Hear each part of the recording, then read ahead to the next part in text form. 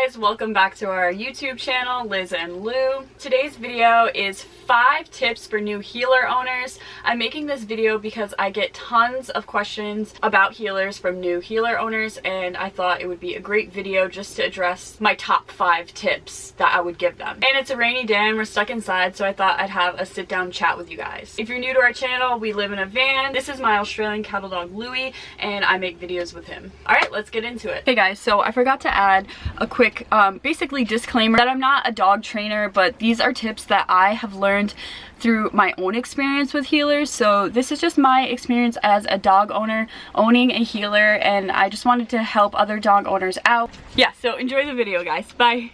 So we're gonna go from 5 to 1. So tip number 5 is potty training. The best tip I could say about potty training is to always have an easy access to outside for your dog, or an easy way for them to tell you they need to go out. So with Louie, we lived in an upstairs apartment, and to get outside you have to go downstairs. So it was hard for Louie to alert us that he needs to go outside because he couldn't even go down the stairs. So that was confusing for him. He didn't know how he could get outside. Yeah, so make sure that you have your dog on the bottom floor and you let them know where the door is to go outside to go to the bathroom. Some people use a bell. They attach it to the door, and every time you bring your puppy outside, ring the bell, so they realize that when they ring the bell, they get let outside. They'll start ringing the bell when they need to pee or poop. But that can also lead to them abusing it. I've also read about heelers who just do it every time they want to go out, not need to go out. Also, I would suggest bringing the puppy out every 25 minutes just so there's no accidents and the habits don't form. If your puppy does make accidents, they form a habit of going to the bathroom in the house because they've done it before. But if you bring them out frequently and they never get the chance to go in the house, they won't ever associate that with their litter box, their place to potty, you know?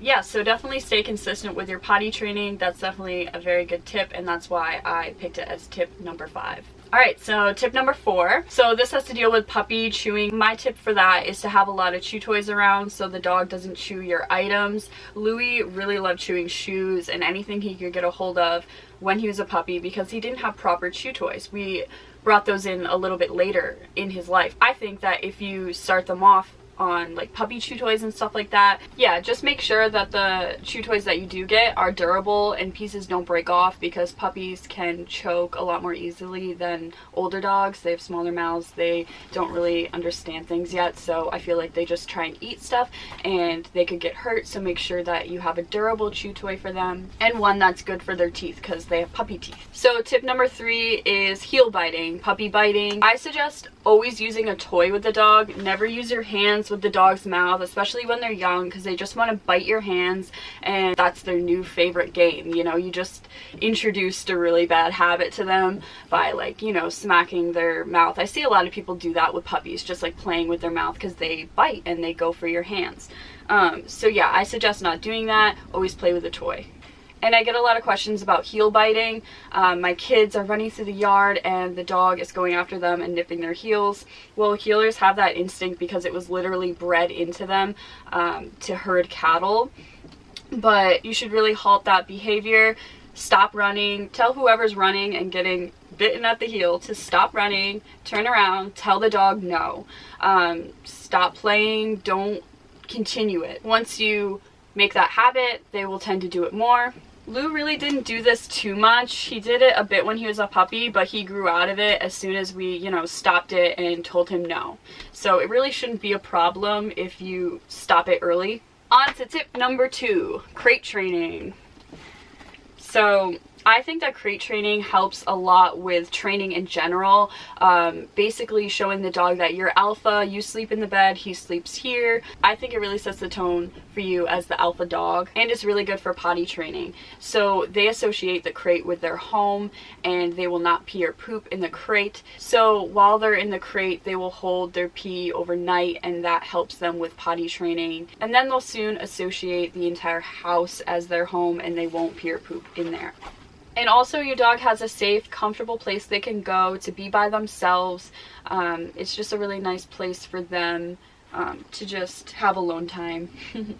Okay, so we're down to tip number 1, which is socialization. I think that is the most important thing with healers. So right off the bat, socialize your healer with humans and other dogs consistently throughout their entire life. So you should frequently bring your dog to dog parks, in public, where they can communicate with dogs and humans over their entire lives, so they get long-term exposure to socialization. What I've read and personally experienced with Lou, when you stop that frequently going and visiting places, they can kind of get antisocial. I've read a lot about how others were fine when they were young and socialized, and then they just turned antisocial. So I think consistently bringing them throughout their lives will definitely help make sure that doesn't happen. Okay guys, so those are the 5 tips that I have for new healer owners. I hope this helped you guys out a lot. If it did, please comment below, and please give this video a thumbs up if you liked it. And subscribe for more videos of Liz and Lou. And we'll see you in the next one, guys. Bye!